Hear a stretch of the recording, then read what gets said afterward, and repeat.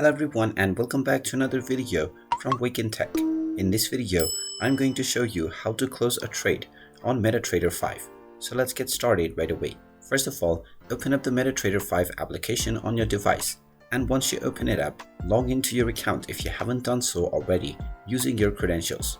Now, once you are logged in, you will be taken into the quotes menu. Now, if you have any trades that are ongoing and you wish to stop this and you wish to close this trade, then tap on the trade option at the bottom section. You will now see all of your currently ongoing trades. Simply long press on the trade that you wish to stop and then tap on close position. You can then tap on the close option at the bottom section and now this trade will be stopped right away.